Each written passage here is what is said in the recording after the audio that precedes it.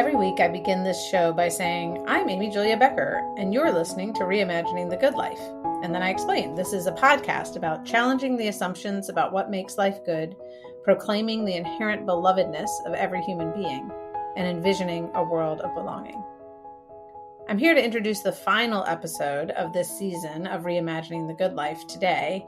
And to conclude this season, I wanted to talk with someone about the idea of the good life. I'm really grateful that Meghan Sullivan, who is the Wilsey Family College Professor of Philosophy at the University of Notre Dame, is here with us.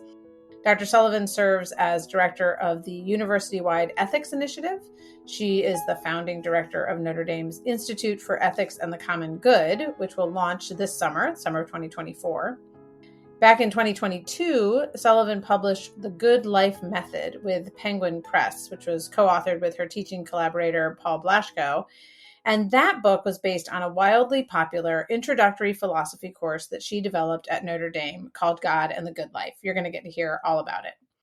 In case you are not already convinced that she's the right person to be talking to, I will add some credentials here. She has degrees from the University of Virginia, Oxford University, where she was a Rhodes Scholar, and Rutgers University, where she earned a Ph.D. in philosophy. So, thankfully, she also knows how to talk to a lay audience about these topics. Before I get to our conversation, though, I want to just remind you, I send out a newsletter each week. It's called Reimagining the Good Life. And this podcast is going to take a summer break. I'll be back in September, but I will continue writing weekly reflections on disability, faith, and culture during these summer months. So I would love for you to subscribe. The link is in the show notes, or you can go to amyjuliabecker.com/subscribe. So please join me this summer in reimagining the good life. Now, here's my conversation with Meghan Sullivan. I am sitting here today with Professor Meghan Sullivan. Meghan, thank you so much for joining us. Thank you. It's so great to be with you.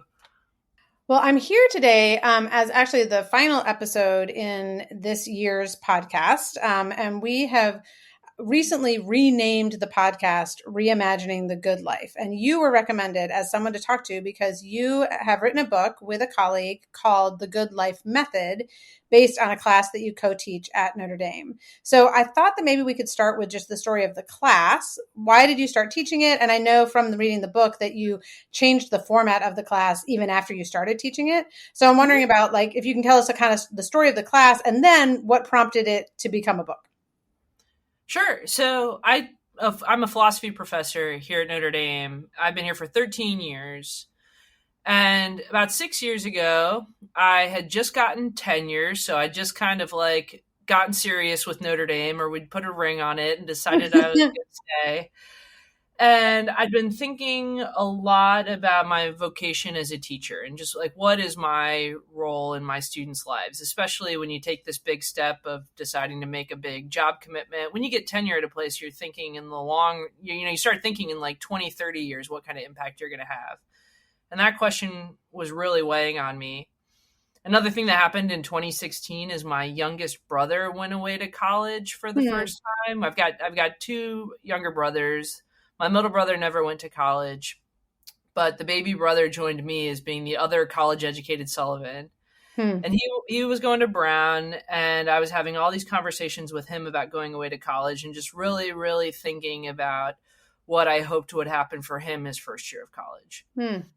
And these coincided with the start of the academic year and this feeling that the introductory philosophy course that we teach at Notre Dame could become really focused on helping young people ask these big questions about how they imagine the good life. Questions your podcast listeners are also asking themselves every time they tune in to an episode. These are very much weighty questions for a 17, 18-year-old who's moving away from their family for the first time. And I saw it. I had one in my own network who was getting ready to take this big move. And I just kept thinking, colleges should be a place where you have to confront these questions in a really direct way, and that there are friends and professors and people who are there to help you try to get better answers, or at least to imagine better answers, which is very different than how we teach intro to philosophy. The way that I took introduction to philosophy, the way that I taught it up until that year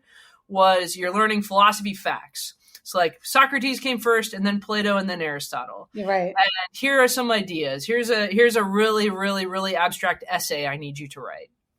It's really about dead people or really abstract ideas. It's not about you. But those dead people, Socrates, Plato, Aristotle, they thought philosophy was about changing your life. They literally, Socrates' term for it, philosophy is about learning how to care for your soul. And it just occurred to me, and I felt this very strong call that when young people go away to college, they should be exposed to the ideas that they need to start really taking care of their souls. And in fact, it's a very tumultuous period. They are facing all kinds of world crises and inner crises where they need an opportunity to ask those questions. So the God in the Good Life course really came about the summer before my brother went to college. I sat down with one of our graduate students. He's now a teaching professor here, Paul Blaschko, who was similarly passionate about these questions. And we asked ourselves, what would it look like if we took every single class session? We got 28 class sessions, Intro to Philosophy, and we just made them all about philosophical advice we could give to 18-year-olds about how to start caring for their souls. Wow. Starting with questions about like, how do you have disagreements about philosophy with people? How do you have political disagreements? But moving up to the bigger questions like, are you going to join a religion? What does it mean for you to be a good parent someday or to love another person? Up to the really, really big questions. And this is where we always end the class with, how do you deal with the fact that you only get so many years here on earth? And how do you deal with the fact that the people that you love and you sacrifice for and the beautiful life that you build for yourself will eventually encounter suffering and will end? And these are also the kinds of questions which, my students laugh because they're still so young and early on in life. But to live well, you've got to start recognizing them and wrestling with them early. You got to start training for the really big questions so that when those moments come, moments of grief, moments where your life does a 180, you're the kind of person that's prepared to meet those challenges. So that's the kind of basic philosophy behind it. I can tell you more about how we try to pull it off. That's usually the hard part. How did the reception by students of the class change when the class itself changed? It was so funny. I launched the class. I taught the class for the very first time, one section of it, in fall of 2016. Okay. And when we were launching the class, we were getting all kinds of criticism from other professors. So there was like one group of professors that was like, you cannot ask 18-year-olds on the first week of school what the meaning of life is because they have no clue. Like you can ask them maybe at senior year when they've read some Thomas Aquinas and Plato and they're deep, but they're, young people are just way too shallow to be posed these questions at the beginning of college. They need to just be reading books and writing essays. That turns out to be wrong. I mean, anybody who spent a lot of time with teenagers realizes that whether you like it or not, they are asking philosophical questions constantly, long before they arrive at college. College philosophy is very different than a college calculus class. Math is never on the minds of young people, but questions about whether they're a good friend and whether or not they're good at caring for others and whether or not they have the right goals, big philosophical questions, it's always on their minds long before they arrive here. There was another group of faculty and staff who were just nervous that we would open a door that we couldn't close again. Like we would start asking students when they arrived to Notre Dame, is life worth living? That's one of the big ultimate questions of philosophy. And if they came back with a really intense answer, we wouldn't be able to follow up with them. Like we wouldn't be able to take care of them. And so that it's better to kind of keep the classes a little bit less in your face and a little bit more detached, because those are the kinds of situations that we can manage in a college classroom or on a college campus. It turned out that both those sets of fears, the set of fears that our students wouldn't have anything intelligent to say, and the set of fears that our students would say things that we were unprepared to handle, were just unwarranted. I have to say, when I launched the class in 2016, I was still learning a lot of the philosophical ideas that we were trying to put in front of the students. We were still trying out activities and assignments to make the class feel very relevant and to feel about their lives. And we've gotten a lot better at that through years of practice. But the concept of the class caught on with the students almost immediately. I mean, it really was like electric. Within a few weeks, students were realizing, oh my gosh, Notre Dame is making something that's really trying to help me. And I really, really, really want to get to this answer, this answer to the question of like, what is it that I am aiming for with my life? And I've heard from other college professors who have done similar courses. There's a really nice course at Yale called Life Worth Living that we talk to those folks all the time. Other people have tried similar things, and it's not just me and it's not just Notre Dame. It's definitely like a moment where students and their parents really, really want colleges to create and design spaces where this work can happen. And in 2016, we were dealing with all of the political crises in our country and plenty of angst about what the point of college was. And to be able to introduce a course like this at a large scale for freshmen, it just definitely seized on a big unmet need. And it just kept going through a global pandemic, through all kinds of changes in the world. The course has just grown and grown, and it's even more popular now than it was in 2016. And college, I think, has always been a time of exploring whether or not the answers you've been given are the ones you want to live by. But when you haven't even been given frameworks to ask the questions or answers for them, all the more so, because as humans, we still have those questions. So I do think, it makes sense in a age of fear of meaninglessness, right? Which I think we really are in, that having a place to say, well, let's go there. Is it meaningless or is it not? I'll tell you, there was an article in the New York Times that I read around 2016. I think it came out in 2014 that totally lit me on fire. This is probably the most emailed article that I send to other college professors. And it was by Michael Roth, who's the president of Wesleyan University, and he still teaches a big philosophy and literature class every year. I love the college presidents that still teach undergraduates. I think that just shows so much character. But Michael Roth wrote this little 2-page rant in the New York Times called "Young Minds in Critical Condition." It was a rant against other college professors, and he was basically like, we spend all of our precious time in these introductory courses teaching students this skill we call critical thinking, which is the ability to be skeptical, to be able to find holes in arguments, to be able to find problems with positions. And that's important. But it's equally important and 100% neglected to teach students how to fall in love with things. Like to teach students who their favorite artist is in their first year of college, or their favorite writer, or to teach them which philosophical ideas they think are like theirs, like their big ideas. And Roth is like, we have stopped teaching students how to fall in love with ideas, with each other, with places. And this is a tremendous loss of an opportunity in college, and it's something that we've got to regain, and we could teach in a different way and approach courses in a different way. And I just remember reading that as an assistant professor and thinking, yes, like I never had the words to describe what I really believe is the goal of an outstanding professor, but that's it. And I do think in our current moment of doubt about higher education and our current feelings of grief for our campuses, I think I'm one of these professors that just kind of grieves seeing what's happening on so many campuses right now. We have lost this ability to fall in love with ideas and people in college. Well, then let's stay with our current moment for a minute, because I want to ask you a couple of questions just that back us up a little bit in terms of the idea of the good life. So I do want to go back in time and ask that question, but let's start with like right now, what would you say is a contemporary American understanding of the good life?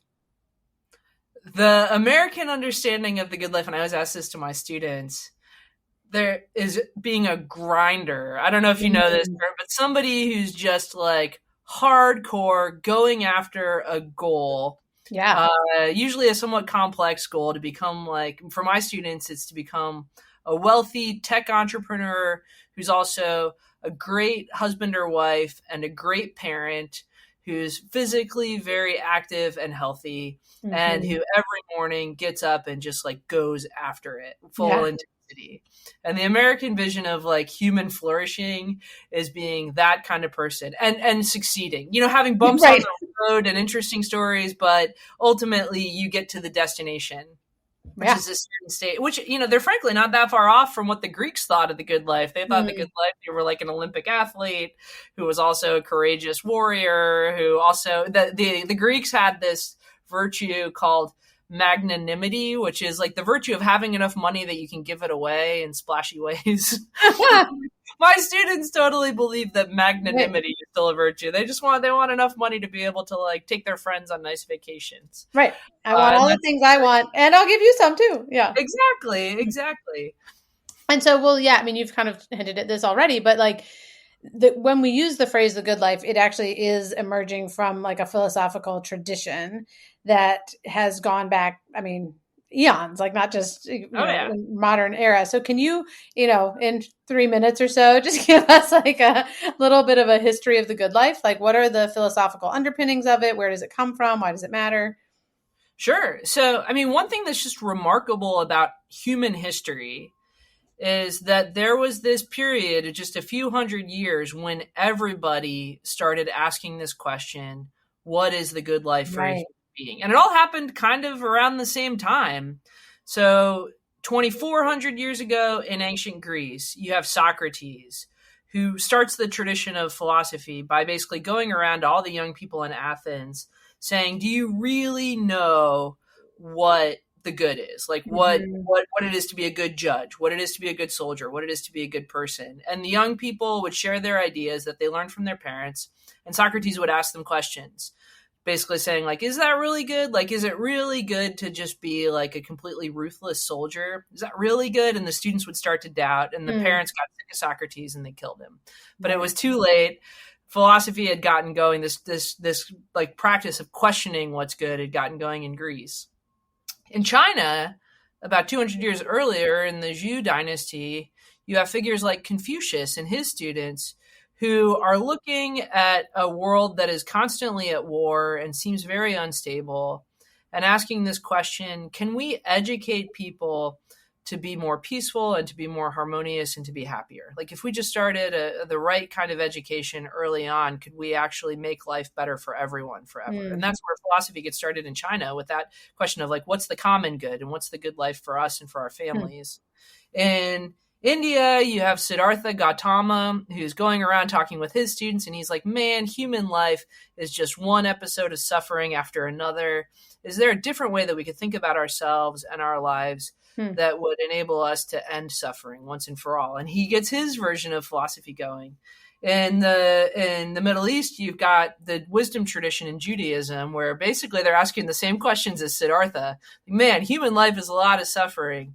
What does God think of us if he just lets us keep suffering in these ways? Yeah. And you have the book of Job and the book of Ecclesiastes and the beginning of philosophy in the Jewish tradition of saying maybe we have to understand God and goodness in a very different way. So all of these are they're all happening within a few hundred years in different pockets. It's like the lights kind of came on in the human mind, thinking we are goal-directed creatures that have to have a sense of what we're aiming at. That's what makes us different from squirrels and from wolves and from plants who live their lives but are never aware that they have a life that's got this unfolding story.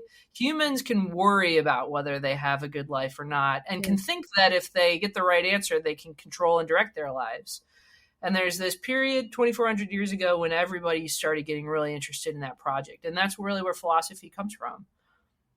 That's awesome. Thank you for you clearly teach a class to people and try to make it possible. So I appreciate I love talking about this part. No, it's really awesome. And I loved that point you made in the book itself too, that this was all kind of happening in different places around the globe, more or less simultaneously, which is really cool. So you just hinted at this in what you were saying, but one of the themes that I think runs throughout your book is the idea that reason is something that sets us apart as human, that goal-seeking ability to think about the future and pursue it. And I think like use the intellect as well. And I'm curious, like why reason matters so much and the ways in which it can lead us in astray in understanding or living the good life also? Because you've just mentioned like Americans reason, right, that the good life is to be a radical, independent individual who is akin to a superhero. And so did the Greeks, right? And we maybe could poke some holes in that. So I'm just curious about like what it means for the role of reason to be a part of the good life or understanding the good life. Americans, certainly contemporary Americans, just make a mistake about what reason is. So we think a really good reasoner is somebody who's very good at like optimization, very good at getting the most efficient path towards the thing that they want. So, and college professors are sometimes the worst for this. Like so many college professors write books about rationality where they treat rationality just as this ability to be really, really, really clever in getting from where you currently are to the thing that you want. So like Elon Musk becomes the paradigm of rationality there. Yes. It's like somebody who's like able to decide we'll have electric cars and then figure out like the cleverest, most like grand way of getting to that goal. And that is not what real philosophers think reason is. Reason is not just the ability to like really cleverly get what you want or really cleverly expand or scale things. That's part of being reasonable, but that's nowhere close to the whole of it. The way philosophers have understood reason, this capacity that we have, is as the ability to see how everything fits together. And that doesn't necessarily mean just like wanting to dominate everything like Elon Musk does, or wanting to get all the things, or always thinking about how you can be more efficient.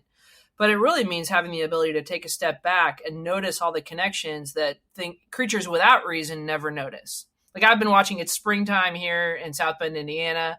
My yard is full of squirrels and chipmunks. And I love sitting in the morning, drinking my coffee and just watching them go about all their little projects in my yard. Yeah. And squirrels are pretty good at like means ends reasoning. Like if I hide these nuts in the yard, then they'll still be there in a couple of weeks when I want them. But squirrels are complete idiots about thinking about the bigger picture of like, why are they leading the squirrel lives that they have? And could they be better squirrels? Or maybe they should pick up and try to move to Ohio. Like squirrels, there's so many questions that squirrels never even ask themselves. Right. They're just so focused on get the nut into the hole.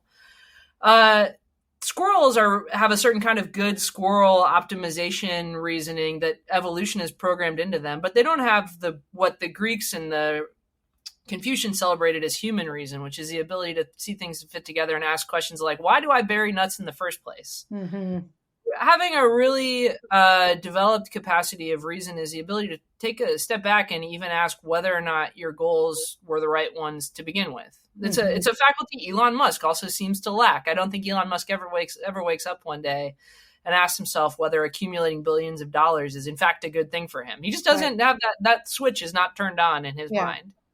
And so a philosopher would say he's missing actually a key dimension of reason, which is the ability to ask, like, as a whole, how is this all fitting together? And am I confident that I know the reasons why it's good? And those are the questions we try to really get in front of the students who take our class and the people who read this Good Life Method book is like, let's try to think there are way bigger, more expansive questions you could be asking about your life than just, am I the most efficient pursuer of the goals that I currently have? As I mentioned to you before we even started, I have a 18-year-old daughter with Down syndrome. And so I think because of my experience with her and with people with intellectual disabilities, it raises a lot of questions for me to put reason as kind of a necessary, distinctive aspect of being human. Like I hear that and I wonder whether that means that if you have disabilities intellectually, that means you are less than fully human, which I know from reading your book is not what you're saying. But I'm wondering how we understand. And also, I will also say that I have learned a lot about what it means to be human and live the good life by exactly those experiences as a kind of highly rational, highly intellectual, highly individualistic, on the American Grinder track person being kicked off that in a wonderfully disruptively gracious way, right? Like I'm so grateful for that. And so again, I just want to give you a chance to kind of talk about what role how do we think about people with intellectual disabilities, people who might be more on the margins of kind of the American good life more broadly, when we think about our common humanity and this pursuit of the good life from a philosophical perspective? I'm so glad you asked this question, because this is also one of the reasons why I think we need much more attention to philosophy and its history to counteract this, deeply American, deeply modern assumption that a good life is a life that's defined by being efficient, by like maximizing everything that you can do as an individual. It's a paradigm of quote unquote intelligence. I'm making scare quotes in the podcast right now. A paradigm of intelligence that we've now built into our idea of artificial intelligence. Like, we call machines intelligent when they're able to do things really, really fast. And it's capturing our imagination about what a human mind could be. And it's a mistake. It's a radical narrowing of our idea about what a good mind and a good life is that is going to lead to disaster, or at least disappointment, if the history of philosophy is any indication. One of the really big ideas in ancient Greek philosophy, one of the really big debates, is how important is the life of action and activity for being a great human, compared with what the Greeks called the life of contemplation, which is the other dimension of human existence that doesn't have to do with efficiently achieving tasks. They debated this constantly. And they didn't think of contemplation as like, solving Sudokus or math problems or like very, very like nerdy intellectual activity. Rather, they thought of contemplation as this ability that human beings have to become absorbed in the world or absorbed in their thoughts, to be, absorbed in something beautiful. So take again the like squirrels in my yard. I have to say, I'll spend like 10 minutes just watching them move around the front yard. And it kind of takes you outside yourself, nature, especially in this time of year in spring, of just being able to see something beautiful. And you just can't help but pay attention to it. You're not trying to do anything to it. It's not part of like a project. You're just absorbed. For those of us who are around physically people that we love, you feel this all the time. So you bring Penny home from the hospital and she's sitting on your bed for the first time, and anybody who's around a newborn is like this. You're just absorbed. You're just like, oh my gosh, what is this person? What is going on? And it's the Greeks called this contemplation. It's this capacity to just be like absorbed in something with your mind. And this feature of human life is really underappreciated in our contemporary economic-driven, AI-obsessed idea of life. It is an important part of the good life. I mean, some very happy moments I know are new parents who get that level of absorption in their new child, or bird watchers who get that level of absorption when they're out on a hike. We don't call it out nearly enough.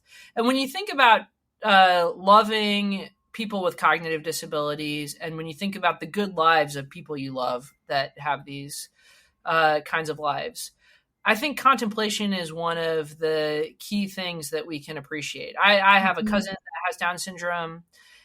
She is 2 years younger than me, so we grew up together. And for individuals with Down syndrome, they absolutely have this ability to contemplate. Oh my gosh. Like, she actually has the ability to get absorbed in activities much, much more than I ever have, free of distraction. There's just this kind of like focus and way of experiencing the world that, in a certain sense, that dimension of her human function, her human capacity, is much more attuned and intense than it is for, me or somebody, quote unquote, that's got a normal capacity. I think also this dimension of the good life helps us realize how important like dependence is for the good life. Not just that we're depending on other people to achieve our goals, but that literally other people give us the material to contemplate, to like fall in love with. Like, they're the thing that we pay attention to. Not because we want to, do anything, not because we have some like joint project that we're trying to achieve with them, but just their mere presence. They're like, the birds and children and the beautiful things in this world. They're just mere presence makes our life good because it gives us the subject matter to be absorbed. And that is, that is incredibly valuable. That is like just as valuable, if not more so, than any of the particular projects that we set for ourselves in life. In fact, the Greeks thought, Plato and Aristotle were adamant that we have to appreciate this kind of value in the world because it's the only kind that's sustainable. Everything else that we go after, we think like the good life for me is getting a great job. The good life for me is earning a lot of money, or I'm doing endless home improvements right now. The good life for me is finally finishing the renovation of my bathroom. All of those projects end. They end and then they're over, and then you've got to figure out what you're going after next. But contemplation and contemplating the people we love and understanding their value can just go on and on and on and on with no end. And so it's a kind of goodness that's actually durable in a way that all of our activities are not. I love that. And it makes me think about, you have a section in the book about Iris Murdoch. And there are two aspects of that I wanted to just kind of draw attention to. One is this idea of love, as I'm quoting here, a virtue we cultivate by working on our capacity for attention rather than action. And I think you've been speaking to that with the word contemplation, but that relationship between love and attention, especially in what we now call an attention economy. And so for all of us to ask those questions of where am I paying attention? And is that really telling me what I'm loving? But what I also thought was so beautiful in your description of Iris Murdoch is that towards the end of her life, she was a great philosopher, and she developed dementia.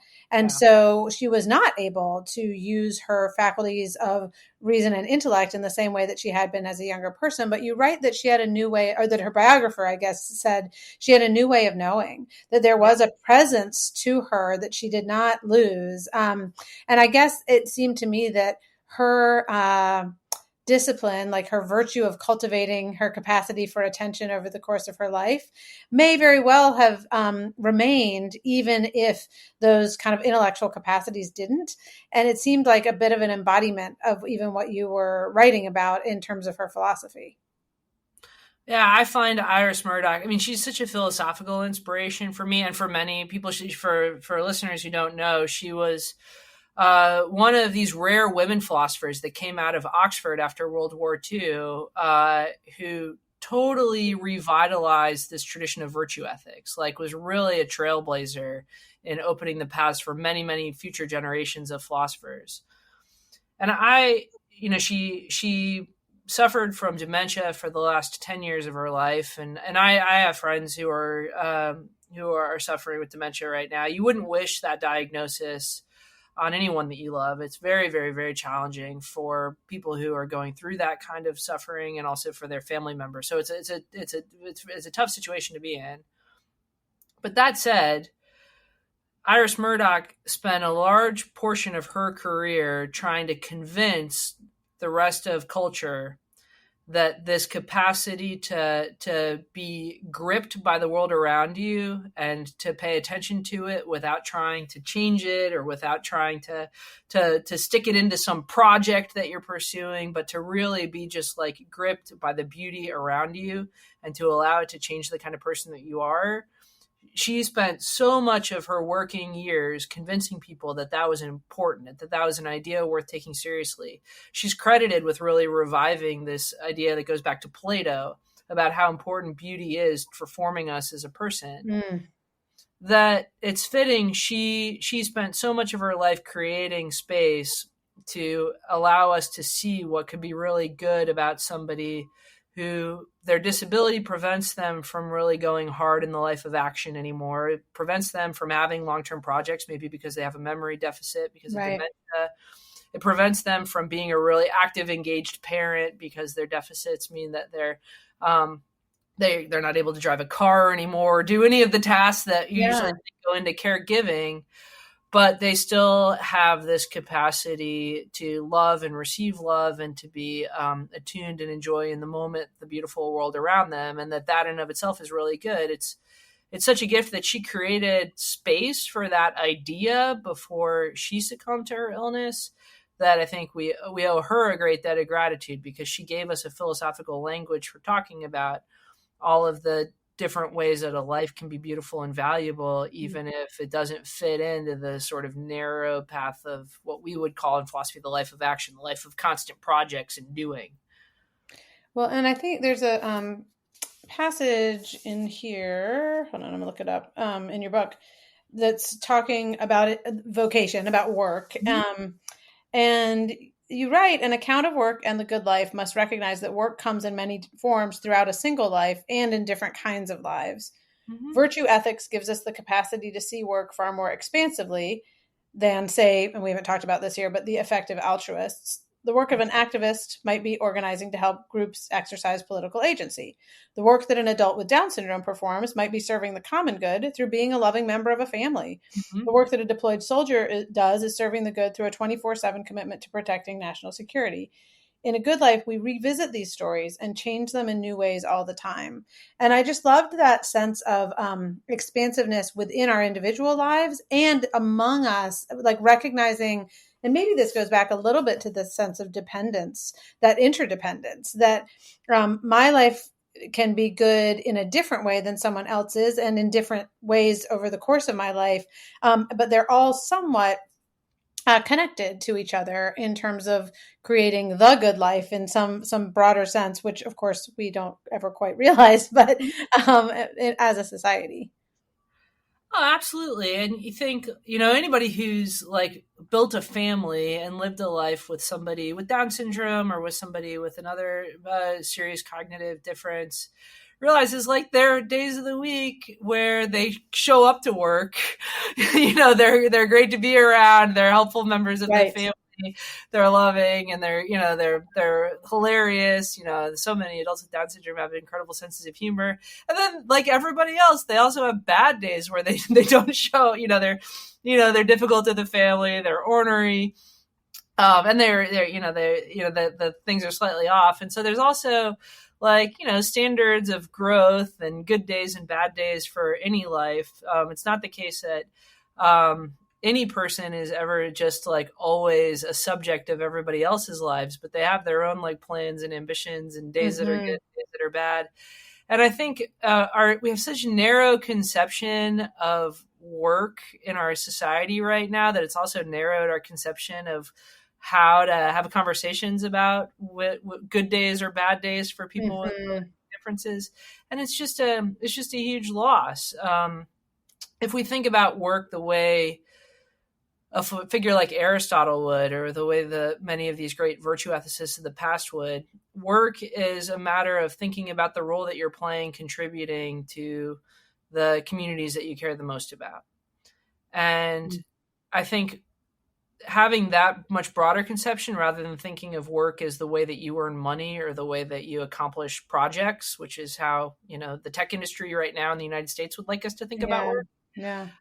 Thinking about it more expansively helps you realize, oh my gosh, like all of these people in my lives who might not have jobs are doing really important work. And we can also describe like the texture and the history of that work and how they're changing over time and how they're evolving and how they're fitting or not fitting with the common good. And, it gives us a much deeper set of resources for talking about all of the different ways that people are living out their lives around us, which again is part of enjoying these lives and seeing all of the beauty and interestingness of the worlds that we're in.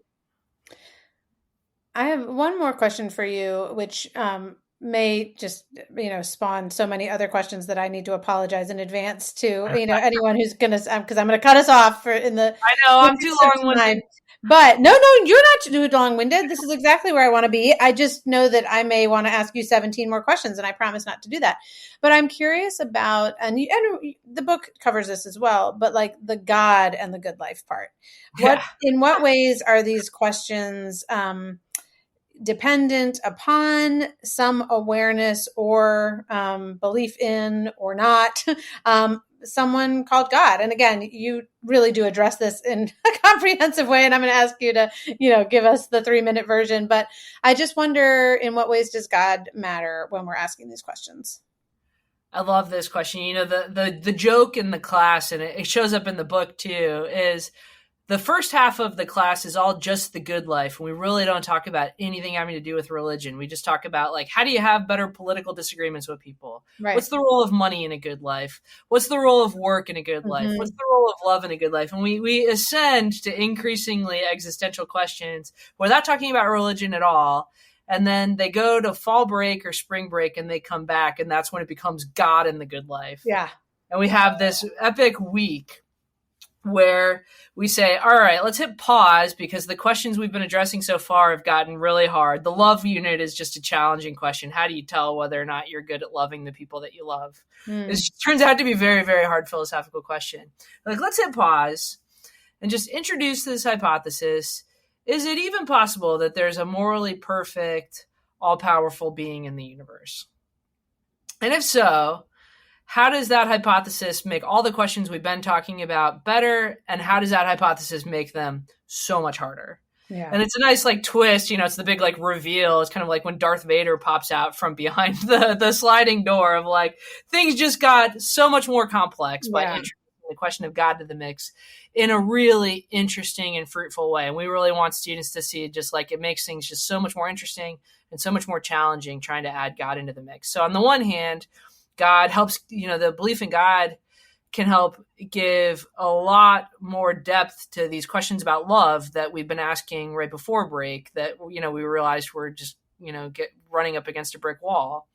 On the flip side, questions of like suffering and injustice become that much more acute when you realize that you might believe that there's somebody that's actually designing this whole life. So we want our students to wrestle with these questions.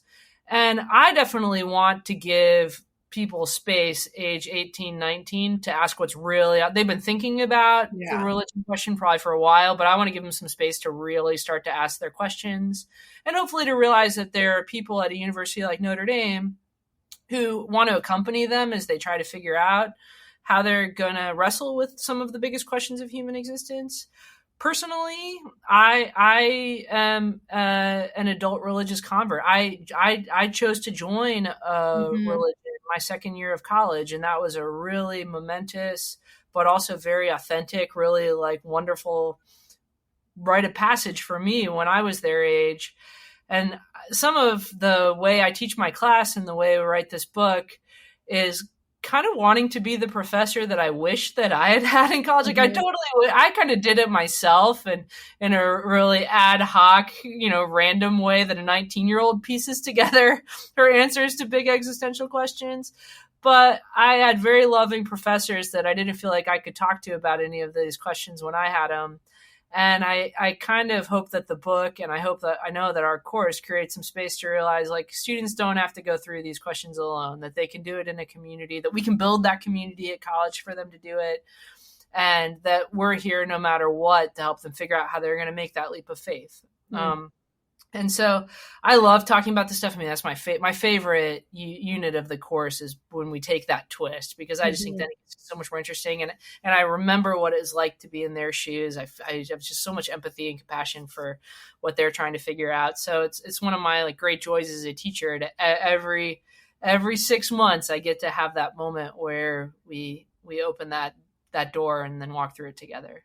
Well, I'm sure that everyone listening to this podcast who has kids who are in high school or college are hoping that they get to take that class with professors like you who are not only asking the questions, but as you just said, like willing to be a companion in seeking after those answers. And I'm sure many people listening to this are still in a place of asking a lot of these questions. And,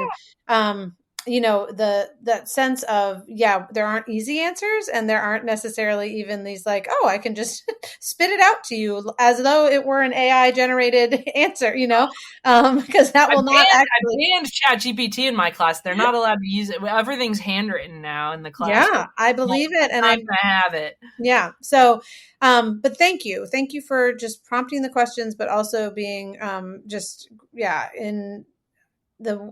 I can tell from talking to you that there's both a sense of confidence that it is worth seeking after the answers, even though there's like an expansive path to trying to find and explore those answers. So thank you for that. I appreciate it. And I think, if listeners find themselves asking these kinds of questions or trying to think about how they want to talk to their kids or their family members about these bigger questions about what do they love, what's the goal of our lives, check out the book. It's one of these kinds of books where you might think you hate philosophy. We really tried to make this book very approachable and to teach it the same way we talk to our own students. And really do think it can be a great way to introduce these conversations into your good lives, that's what philosophy really is. It's about asking the questions. Yeah. And I'll just read it again. The Good Life Method, reasoning through the big questions of happiness, faith, and meaning. And I agree. It's very accessible. As someone who never took a philosophy class in college, I'm catching up, apparently. I took theology classes, but not philosophy. So there's some overlap. But nevertheless, it's really a great kind of primer. And I do think it's accessible to lots of people. So thank you for that. Thank you. Thanks, as always, for listening to this episode of Reimagining the Good Life. If you have, 60 seconds to offer, I would really love it if you would take a second to rate or review, share this episode, share this podcast with the people in your life who might benefit from it. And I will put one final plug in to subscribe to my weekly newsletter so that we can stay in touch over the summer. The link is in the show notes. It's also available at amyjuliabecker.com/subscribe. I would love to hear from you, especially as we are planning the next season. If you have suggestions or comments, I would be really interested. So you can just click the link in the show notes to offer those. And finally, I want to thank Jake Hansen for editing the podcast and Amber Beery, my social media coordinator and podcast producer, for doing everything to make sure everything happens. And I also will say, I hope that this conversation and all of these conversations help you to challenge assumptions, proclaim the belovedness of every human being, and envision a world of belonging. Let's reimagine the good life together.